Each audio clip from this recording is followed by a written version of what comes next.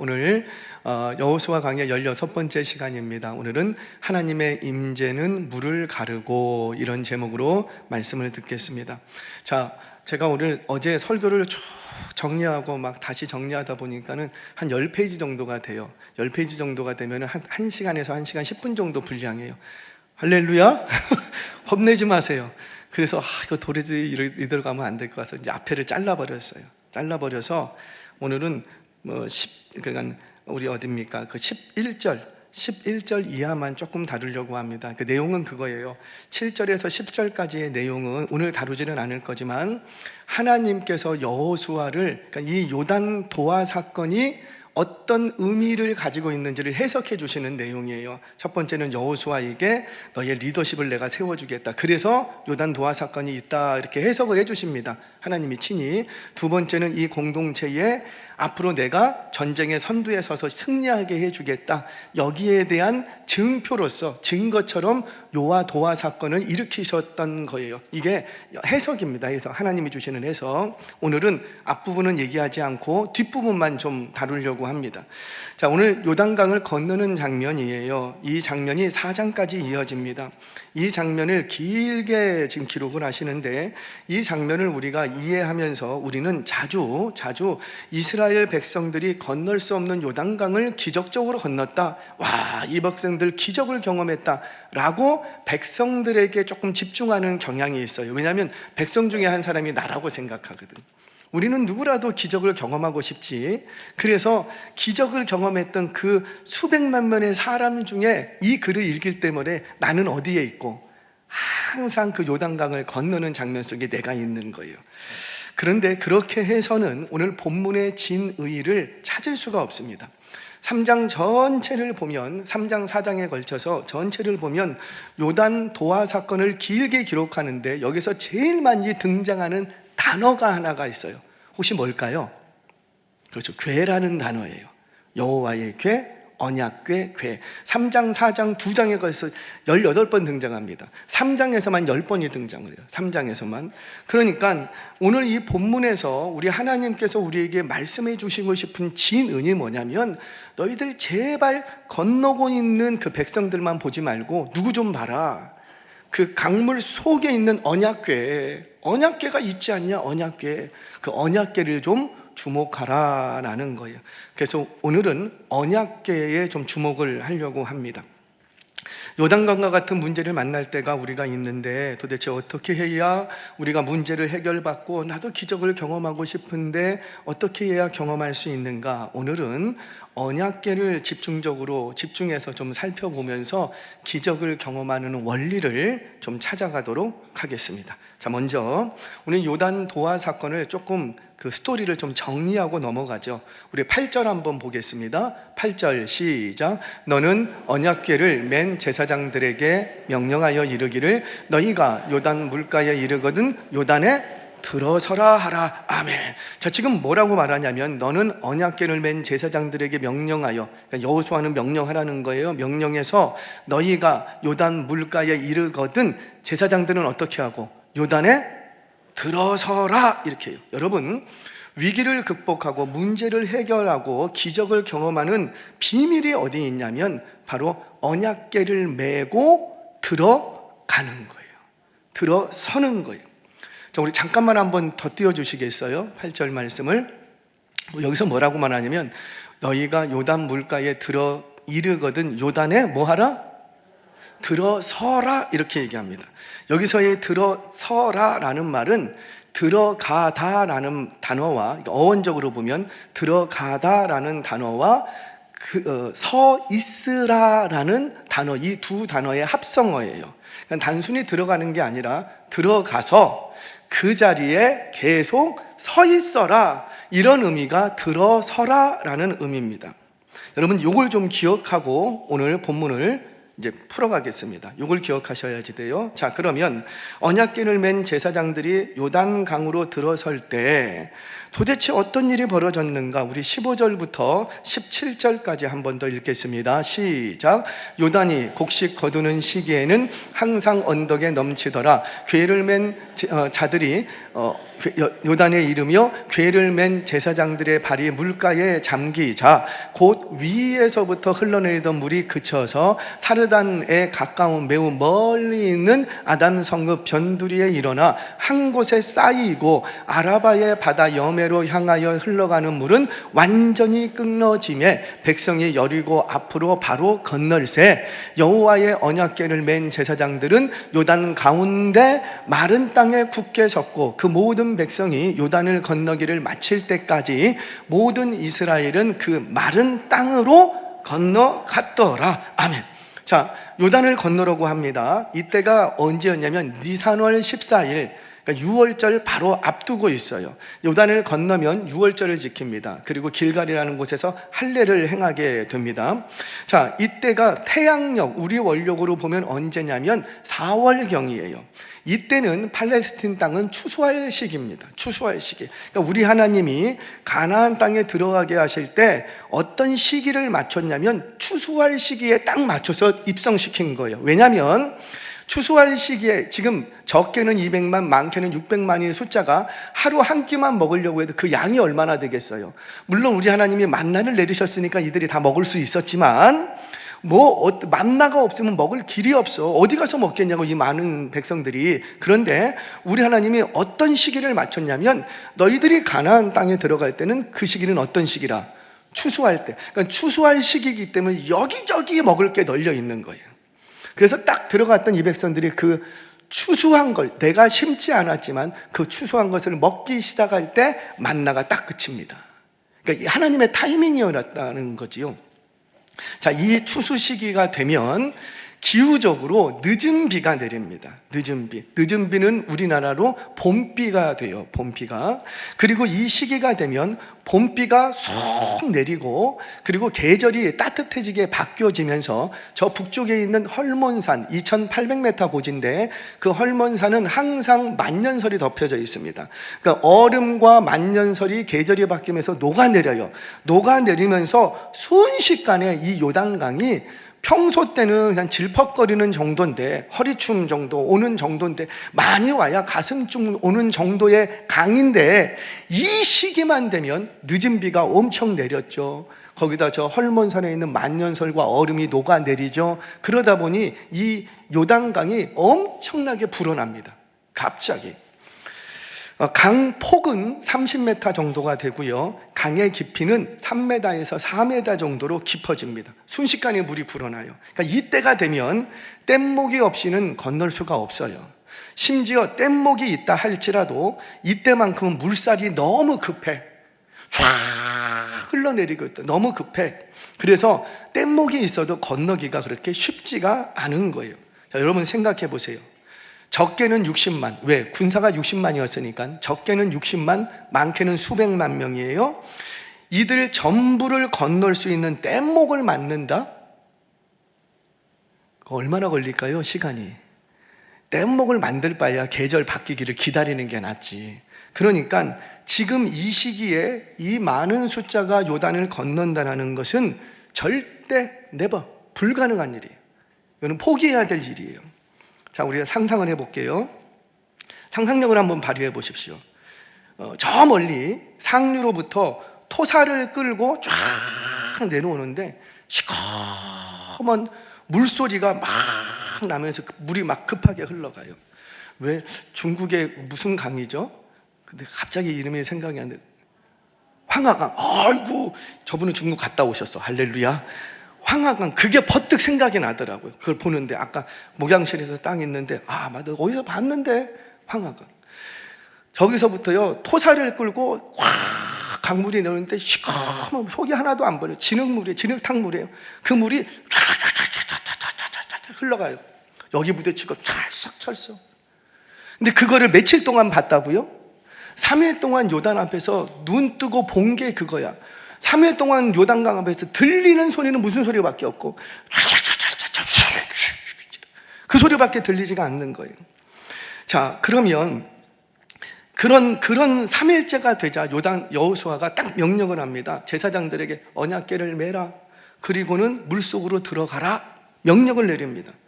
그리고는 들어가서 어떻게 하래요? 중앙쯤 들어가서 그 자리에 서 있어라. 여러분, 지금 시커먼 토사물이 한 치 앞도 안 보인다고요. 그 시커먼 토사물이 급하게 쓸려 내려오고 있어. 그런데 강 속으로 들어간다? 여러분, 들어가면 어떻게 돼요? 그냥 휩쓸려가. 아니, 내가 어떻게 좀 기운이 좀 세고 수영을 잘한다 할지라도 언약궤를 메고 내가 어떻게 거기 들어가서 발로 동동거리면서 이거라도 없으면 내가 어떻게 그냥 중간에 서 있기라도 하고 수영이라도 어떻게 해볼진데 이걸 메고 들어가라는 거예요. 물론 여러분들 같으면 할 수 있어요? 찬양대는 할 수 있죠? 할렐루야.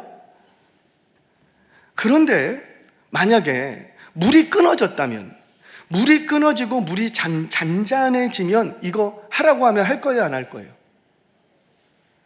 그렇게 말하기가 싫어요? 할 거예요, 안 할 거예요? 할 거예요. 한대잖아요. 홍해 때처럼 물을 갈라놓고 건너라고 하면 까짓거 이판사판이야. 뭐 이래도 죽고 저래도 죽어. 근데 이렇게 보니까 물은 갈라졌어. 이게 언제 덮칠지는 모르겠지만 일단 물이 갈라졌어. 여기 있어도 죽고 들어가도 죽어. 그러면 들어갈 거예요, 안 들어갈 거예요? 만만한 게 찬양대. 들어갈 거예요. 설령 들어가다가 물이 쏟아진다 할지라도 불안감은 있지만 이래도 죽고 저래도 죽어. 그런데 일단 눈앞에 물이 갈라졌으니까 들어갈 거예요. 그런데 지금은 그런 상황이 아니라는 거죠. 물이 갈라지지가 않았다고요. 그럼에도 불구하고 여호수아가 물 갈라지면 들어가라 이러면 얼마나 좋겠어. 그런데 그게 아니야. 언약궤를 메고 저 시커먼 급하게 흐르는 저 물속으로 들어가라.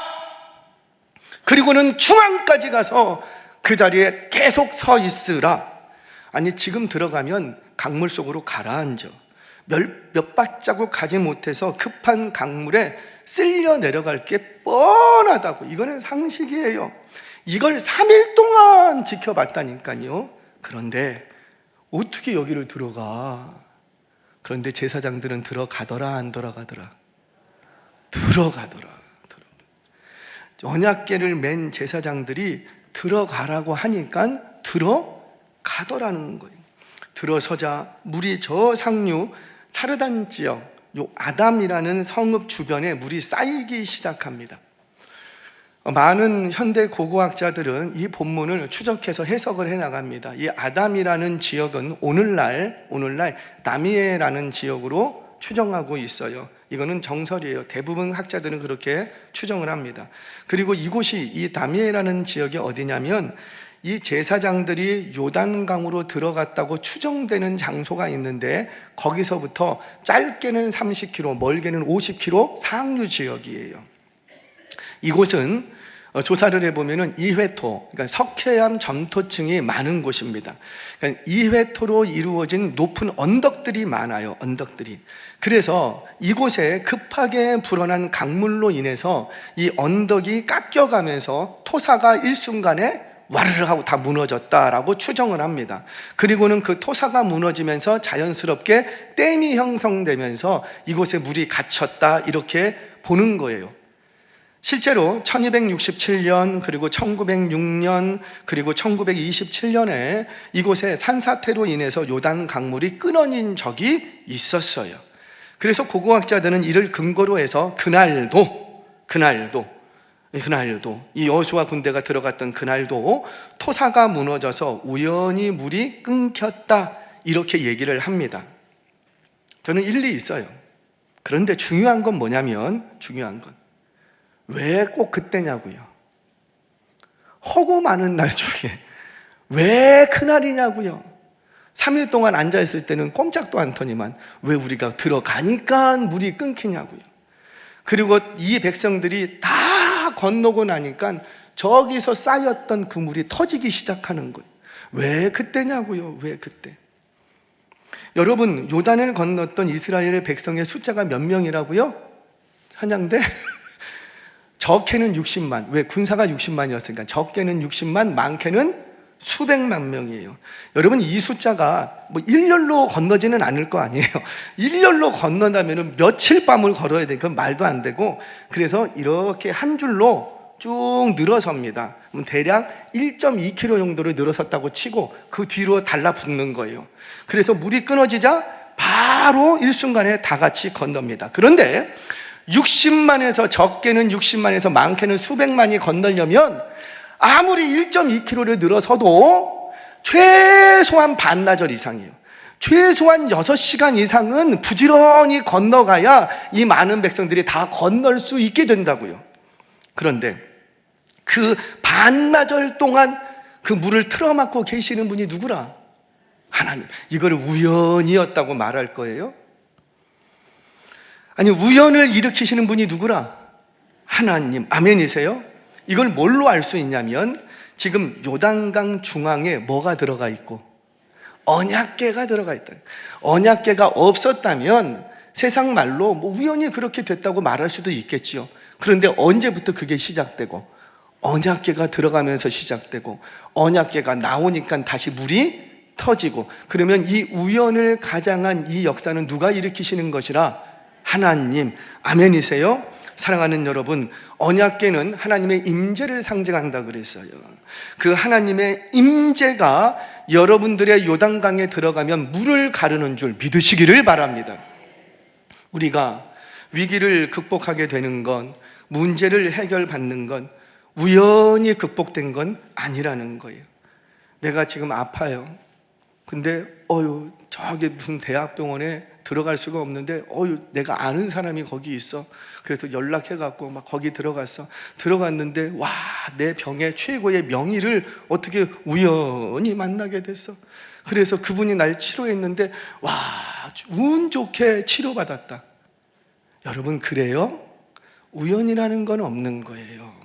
하나님께서, 언젠가도 말씀드렸지만 오늘 내가 당한 사건은 이제까지 살아왔던 나의 삶의 결론이다 그랬어요.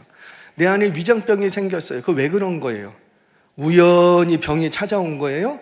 아니에요. 평소에 먹는 습관, 생활 습관이 잘못돼 그게 쌓여서 내게 병이 된 거지 어느 날 갑자기 찾아온 건 아니라는 거지요. 코로나, 그 질병이 왜 찾아옵니까? 어느 날 우연히, 천만의 말씀이에요. 인류가 저지른 죄악이 쌓이고 해서 그런 질병들이 일어나는 거예요. 앞으로는 더 많이 일어날 거예요.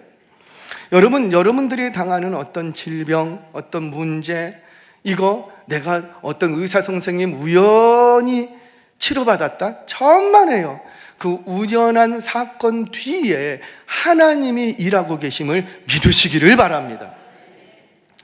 자, 그럼 이제부터 이 사건은 정리를 했고 이제부터 이 사건 속에 담긴 영적인 의미를 추적해 가겠습니다.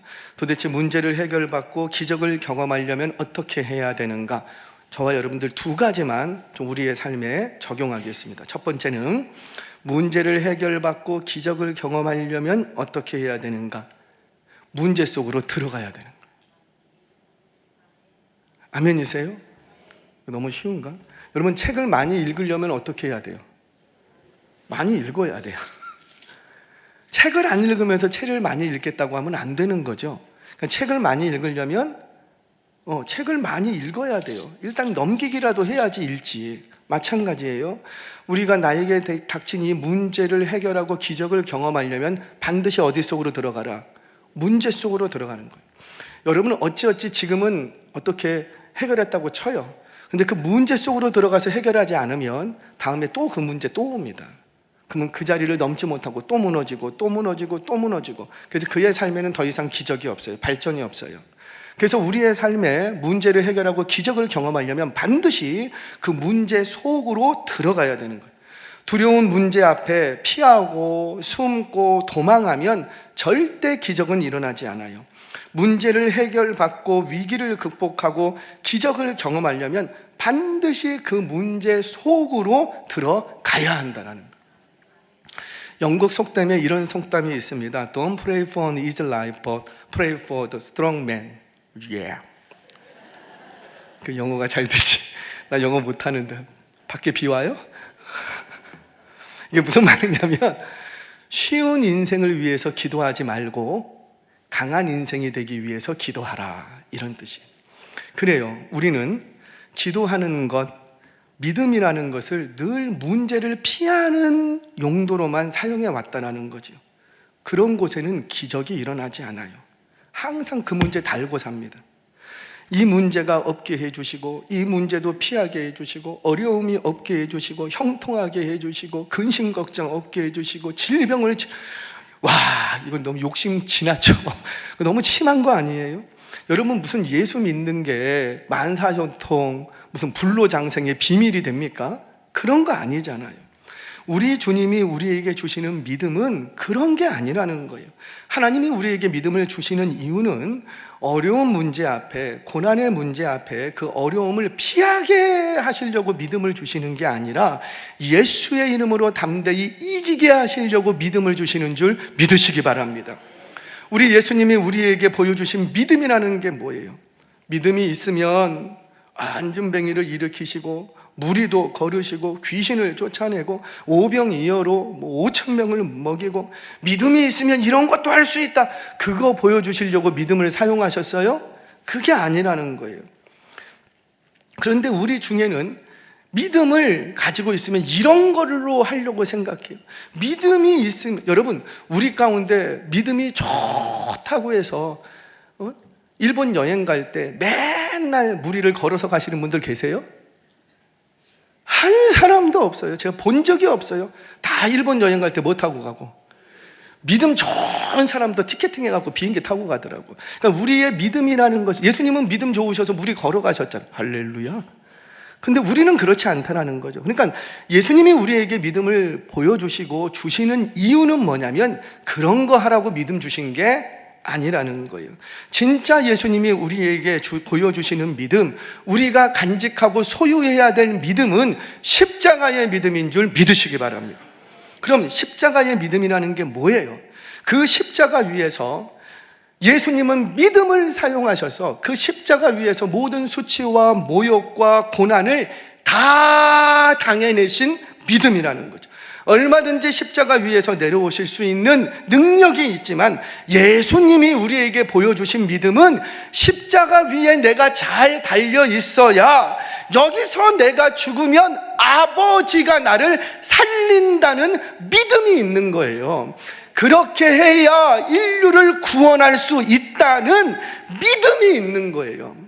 예수님은 그 믿음으로 십자가의 고난을 피한 것이 아니라 십자가의 고난을 다 당해내시더라는 거예요. 그 고난이 예수님이 만만해서 당했는가? 천만의 말씀. 예수님도요, 얼마나 육체적으로, 심리적으로, 정신적으로 힘들고 고난이 됐는지 무려 1시간씩 3번 기도했다고요. 3번. 이런 거예요. 이 잔을 내게서 지나가게 하옵소서. 1시간 동안 막 기도해. 근데 기도하면 기도할수록 하나님께 향한, 아버지께 향한 믿음이 점점 커져. 그러니까 나중에 기도의 끄트머리는 뭘로 바뀌고, 내 뜻대로 마옵시고 아버지 뜻대로 하옵소서. 그리고 딱 제자들에게 갔어. 근데 제자들이 뭐하고 있고, 아이고 참 이것들 두고 내가 어떻게 가나, 이렇게 보니까 또 마음이 그래서 또 어떻게 하고, 또 아버지 앞에 기도하러 갑니다. 그리고는 아버지, 이 잔 좀 지나가면 안 될까요? 그러니까 아버지가 안 된다, 주의 뜻대로 하옵소서. 1시간 기도하고 또 제자들을 이렇게 보러 왔어. 근데 제자들을 보니까 또 마음이 어때요? 또 힘들고 어려워. 다시 또 기도해자. 우리 예수님도 십자가 지는 거 쉽게 진 게 아니라는 거예요. 3번, 1시간씩 3번을 기도하시고 얼마나 마음이 힘드셨으면, 그리고 그 믿음을 단단히 붙들고 십자가 위에 올라가시더라는 거죠. 그게 바로 십자가의 믿음이에요. 이 믿음은 고난을 피하는 데 사용하는 믿음이 아니라 고난을 잘 당해내는 데 사용하는 믿음이라는 거죠. 사랑하는 여러분, 저와 여러분이 문제 앞에, 고난 앞에, 위기와 어려움 앞에 자꾸 피하려고만 하지 말고 그 문제 속으로 들어가 그 문제를 기적으로 바꾸시는 하나님을 경험할 수 있는 저와 여러분 되시길 주의 이름으로 축원합니다. 첫 번째, 기적을 경험하려면 반드시 어디 속으로 들어가야 되겠다? 문제 속으로 들어가야 된다. 두 번째, 문제를 해결받고 기적을 경험하려면 어떻게 해야 되는가? 헌신적인 믿음이 있어야 된다. 헌신적인 믿음. 여러분, 내가 감당하기 어려운 문제는 남도 감당하기 어렵습니다. 맞죠? 내가 하기 싫은 일은 누구도 하기 싫고 남도 하기 싫어요. 여기 막 더러운 거 똥이 묻었어. 똥이 묻었는데 그거 다 봐. 내가 치우면서 할렐루야 똥이네. 그리고 치우는 사람이 있어요? 다 얼굴을 맞고 다 싫어. 근데 어떤 사람은 피해가는 사람이 있고 어떤 사람은 닦는 사람이 있어요. 제가 부산에서 사역을 합니다. 사역을 하는데 부교육자 시절에 사역을 하는데 예배를 1부 예배를 드리고 이렇게 2부 예배 나왔는데 화장실에 가려고 딱 화장실에 갔어요. 그랬더니 뭐가 이렇게 붙어 있어요. 화장실 사용 금지. 그래서 제가 이렇게 가봤더니 변기에 덩이 이게 안 내려가고 역류를 해갖고요 똥물이 막 넘친 거예요. 그러니까는 누가 보셨는지 빨리 얘기해서 아무도 사용하지 못하도록 이렇게 딱 문을 막아놓고 그래요. 그래서 제가 그걸 어떻게 했을까요? 뚫어! 그래갖고 그 자리에서 왜? 지금 성도님들이 많이 오셨는데 화장실이 부족한데 누군가는 뚫어야지. 물론 붙여놓는 것도 감사하죠. 참 예의 바르고 좋죠. 근데 그거 뚫으면 되는데 아무도 안 뚫는 거예요. 천여 명이 왔다 갔다 하는데 아무도 안 뚫는 거예요. 그래서 제가 가서 뚫었어요. 할렐루야! 뚫었어요. 그랬더니 다 편해. 다 편하고 다 사용할 수 있고. 무슨 말입니까? 저는 제 자랑 그런 거 하려고 했어요. 제 자랑하려고 하는 게 아니라 여러분, 누군가는 내가 하기 싫은 일은 남도 하기 싫어요. 내가 하기 어려운 일은 남도 하기 어려운 거예요. 그런데 그리스도인은 이걸 잘하더라는 거죠. 편한 것보다는 불편한 것을 찾고 쉬운 것보다는 어려운 자리에 있는 사람들이 누구냐면 그리스도인들이더라는 거예요. 그래서 사실 회사에서 가장 칭찬받고 사랑받아야 될 사람들이 누구냐면 똑똑하고 일 잘하는 사람이 아니라 사실은 그리스도인들이에요. 왜? 그리스도인들이 다 굳은 일은 다 해요. 누가 뭘 막 쏟았어. 뭐 잠깐 계세요. 그리고 바로 가서 치우는 사람은 누구고? 그리스도인이라는 거죠. 말단 직원이 아니라. 제가 우리 청년들하고 이런저런 대화를 나누다가 너무 기쁜 소식을 들었어요. 회사에 이렇게 출근했는데 회사에서 우선 제가 한 1년, 2년 됐는데 회사에서 저를 칭찬해 줘요. 너 같으면 나도 교회 나가겠다고. 너 같은 사람만 있으면 나 교회 나가겠다고. 그러니까 회사에서 이 청년들이 얼마나 굳은 일을, 말단 직원이에요. 얼마나 굳은 일 이런 것들을 성실하게 잘 하는지, 그러니까 동료들과 윗사람들이 보고, 야, 예수 믿는 사람들은 다 그래? 너 같은 사람들이 있으면 나도 교회 한번 나가볼까? 제가 이 말을 듣는데 내 새끼도 아닌데 너무 기쁜 거예요. 사랑하는 여러분, 저와 여러분들 그런 사람 되시기를 바랍니다. 그게 믿음의 사람들, 그리스도인이라는 거예요. 그래서 세상은 우리 그리스도인들을 도무지 이해를 못해. 그거 왜 해? 그 더러운 건데, 그 귀찮은 건데, 그 힘든 건데 그걸 왜 해? 왜? 본인들은 안 하거든. 그래서 세상은 우리 그리스도인들을 감당하지를 못하는 거예요. 감당하지를. 그런데 안타까운 건 뭐냐면 현대로 갈수록 이 헌신적인 믿음이 점점 사라져간다는, 믿음이 없는 건 아니에요. 교회마다 예배 자리마다 꽉 차요. 믿음이 없는 건 아닌데 이상하게 점점 주님 오실 날이 가까워지는지 점점 헌신적인 믿음의 사람들이 줄어들더라는 거죠. 교회에서도요, 연말이면 봉사자 찾기가 너무 힘들어요. 너무 힘들어. 뭐 저만 힘든 줄 알았더니 한 10,000명 있는 교회 목사님도 너무 봉사자가 찾기가 힘들어서 힘들대요. 봉사자가 부족할 뿐만 아니라 거기다가 봉사의 자리가 있을지라도 힘겨운 봉사는 좀 안 하시려고 한다는 거지요. 교회에서 봉사는 하고 싶지만 어려운 일 싫고, 특별히 시간 많이 뺏기는 거 싫고, 또 물론 안 하는 것보다는 좋아요. 그런데 누군가는 그 어려운 봉사, 힘겨운 봉사, 시간 많이 뺏기는 봉사도 해주어야 저와 여러분들이 이렇게 편하게 예배를 드릴 수 있다라는 거예요. 뭐 우리 방송실만 해도 아침에 7시부터 와갖고요, 방송 준비 1부, 2부, 내년에는 3부까지 있어요. 하루 종일 꼼짝마 움직이지도 못하고 계속 섬겨야 돼요. 찬양대, 찬양팀 아침 일찍부터 와갖고 준비하고, 우리 차량 새벽부터 와서 차량 돌려놓고 따뜻하게 해놓고. 그러니까 누군가는 그거 누가 하고 싶겠어요? 다 힘들죠. 그거 쉬운 일이겠습니까? 근데 누군가는 그 일을 해 주어야 우리가 오늘도 예배를 평안히 드릴 수 있더라는 거예요. 여러분, 공동체에 어려움이 왔습니다. 회사나 가정이나 똑같아요. 공동체가 지금 좀 변화가 되어야 되겠어요. 그런데 대부분 그거 싫어합니다. 다 피하려고 해요. 소위 총대 매기 싫은 거예요. 이상하게 무슨 회의를 해요. 근데 무슨 좋은 딱 얘기를 했어요. 이거 하면 좋습니다. 그러면 사람들이 다 누구만 쳐다봐요? 그 사람. 누가 해야 돼요, 그거?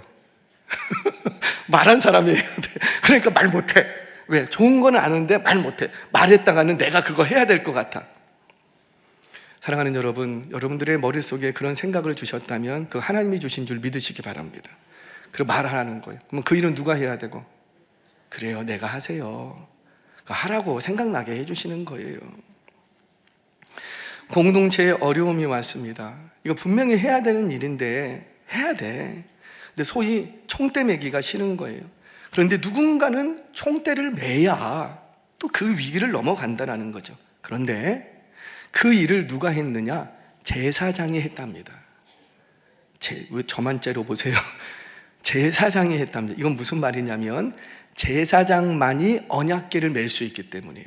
그래서 아무나 못 들어가고 제사장만이 언약궤를 맬 수 있기 때문에 너희가 들어가라, 이렇게 얘기한 거예요. 무슨 말이냐면 말씀이 있는 사람, 성령이 있는 사람, 믿음이 있는 사람들이 이 일을 해줘야 된다는 거죠. 믿음 없는 분한테 자꾸 그 일 하라고 떠밀면 돼요, 안 돼요?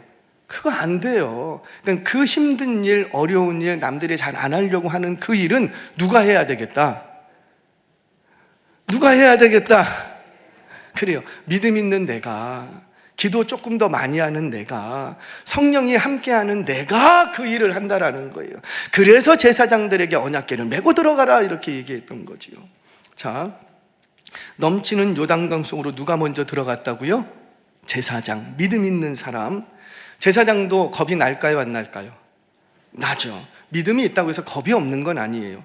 하나님이 일하실 걸 믿지만, 또 명령이니까 순종은 하지만 겁은 나. 그거 3일 동안 봤다고요. 그러니 마음, 정신적으로, 심리적으로 힘들어. 그런데 그 두려움을 이겨내고 시커먼 물속으로 들어갑니다. 그뿐이 아니에요. 앞에서 말씀드렸던 것처럼 적게는 60만, 많게는 수백만이 건너가야지 돼요. 그러면 그게 한두 시간 걸리냐고. 아니라니까요. 최소한 6시간, 제 계산법 하면 10시간이 넘어요. 그러면 10시간이 넘는 그 시간 동안에 제사장들은 언약궤 메고 어떻게 해야 되고? 꼼짝마. 화장실도 못 가. 아무것도 못해. 이거 지금 다른 사람한테 좀 지어주고 싶어. 근데 수백만이 지나가는데 아무도 이걸 맬 수가 없어. 나밖에 열 수가 없어. 그러니까 이거를 메고요, 그 10시간 동안 꼼짝마. 언제까지? 이 백성들이 다 건너기까지. 이 백성들은 할렐루야, 우리 하나님 살아계시다, 그러면서 막 건너고 있는데 이 언약궤를 맨 제사장들은 어떻게 해야 되고? 꼼짝마. 얼마나 무거운지. 심리적으로도 힘들었는데 이제는 육체적으로도 힘들어. 화장실도 못 가고, 나도 하고 싶은 거 있고 나도 빨리 건너고 싶은데 요거를 메고 있으니까 꼼짝마. 움직일 수가 없는 거예요. 그런데 그렇게 더 수고하고 더 헌신했던 그 믿음의 사람으로 인해서 공동체가 안전하게 요단강을 건너게 되는 줄 믿으시기를 바랍니다. 더 수고하고 더 헌신하는 그 믿음의 사람이 있어야 된다는 거지. 그 사람을 통해서 오늘도 기적을 일으키시는 줄 믿으시기를 바랍니다. 저는 그 기적의 주인공이 여러분들 되시기를 주의 이름으로 축원합니다. 말씀을 정리하면서 한 가지 이야기만 하고 마치겠습니다. 1759년 8월 24일 영국에 한 청년이 출생을 했습니다. 그의 키는 160cm. 가슴둘레는 85cm. 굉장히 왜소한 체구의 남자예요. 이가 누구냐면 바로 150번의 국회 논쟁과 56년 동안 노예제도 폐지를 위해서 달려갔던 윌리엄 윌버포스. 그가 뭐 대단한 용기의 사람, 건장한 사람이 아니었. 삐쩍 마르고 굉장히 왜소한 청년이었어요. 어메이징 그레이스라는 영화가 있습니다. 우리 한번 기회가 되면 또 한번 같이 보자고요. 어메이징 그레이스라는 영화의 주인공이 됩니다. 이 윌버포스는 부잣집 아들로 태어나서 당시의 여느 청년들처럼 방탕하게 살았어요. 왜? 집에 뭐가 많으니까. 돈 많아. 왜? 아버지가 빽이 좋아. 그러다가 정치나 한번 해볼까? 그리고 정치에 입문합니다. 왜? 집에 돈이 많아. 아버지가 정계의 연줄이다. 그때는 그게 통했거든요. 그러니까는 막 나 정치나 한번 해볼까? 할 것도 없는데 그러니까 아버지가 연결을 시켜줬어요. 그러다가 정치에 입문한 지 얼마 안 돼서 25살의 나이에 하나님을 만납니다. 우연한 기회에 당대의 최고 복음주의자였던 아이작 밀러를 만나게 돼요. 그로부터 복음을 듣고 회개하고 회심하게 됩니다. 그리고 하나님께서는 또 한 사람을 예비해 놨는데 그게 누구였냐면 전 노예상이었죠. 어메이징 그레이스의 작사가이기도 한 존 뉴턴을 만납니다. 당시에 이 존 뉴턴이 회개하고 노예상 끊고 회개하고 이 윌버포스가 있는 교구의 담당 목사였어요. 그래서 이 윌버포스는 평생을 존 뉴턴과 가까이 하면서 영적 지도를 받고 격려를 받았습니다. 그의 일기 한 편을 제가 좀 읽어드릴게요. 1787년 10월 28일 그의 나이 27살입니다.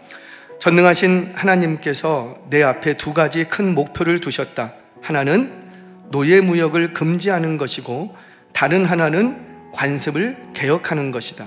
그래서 영국 국민의 삶을 하나님이 보시기에 아름답도록 개혁하는 것이다. 와, 멋지죠?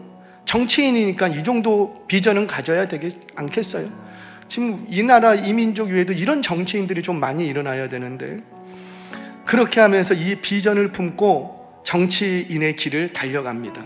그렇게 해서 노예법 폐지를 위해서 150번이 넘는 대국회 논쟁을 국회의원들 다 모아놓고 거기서 막 설득하는 거예요. 논쟁을 하는 거예요. 당시에 영국은요 노예가 국부였어요. 그러니까 노예는 사람이 아니라 돈이야. 노예가 많으면 많을수록 나라가 부자가 되는 거예요. 그런 구조예요. 그저 집안에 있는 여러 가구 중에 하나로 취급받았고 집에서 부리는 짐승과 가축 취급을 받았던 게 노예예요. 노예. 그러니까 영국은 부를 유지하려면 노예를 많이 사와야 돼. 팔고 사야 돼. 그런 시대였어요. 그런 시대에 1787년부터 노예 무역 폐지 법안을 상정합니다. 와, 하나님이 도우셔서 부결.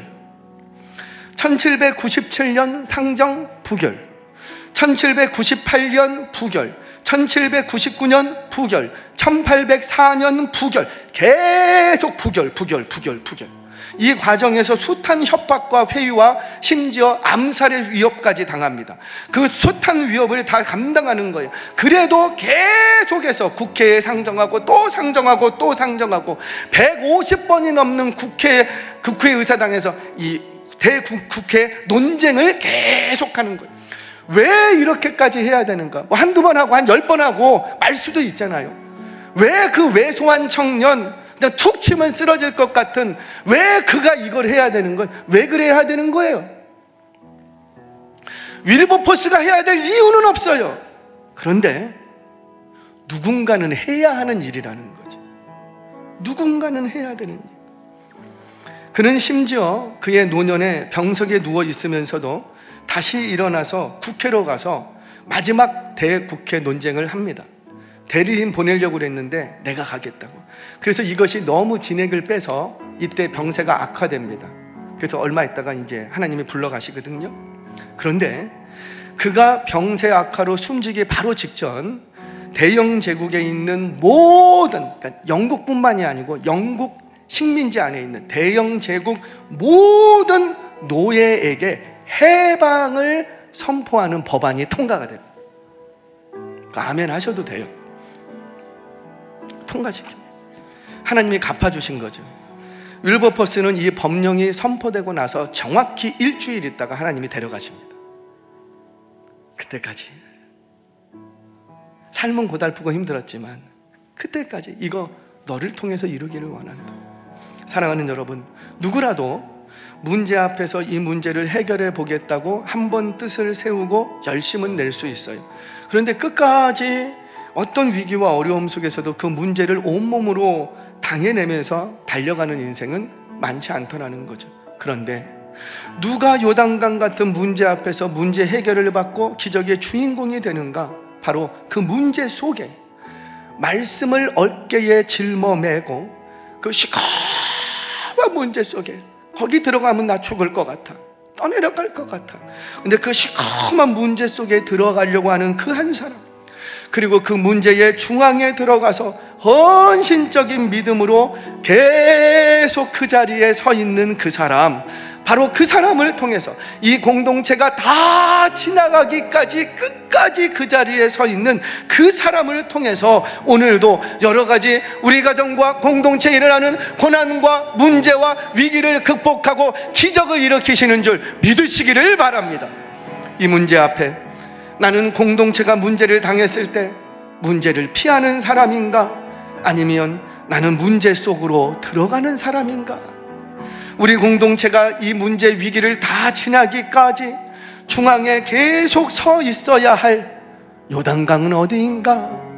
다시 한번 돌아보시고 문제가 생길 때마다 피하는 것이 아니라 말씀 붙들고 적극적으로 그 속에 들어가는 인생이 되셔서 여러분들에게 당한 고난의 사건이 기적의 사건이 되고 기적의 사건이 하나님이 구원을 일으키시는 놀라운 구원의 사건으로 경험되시는 주인공들 되시길 주의 이름으로 축원합니다.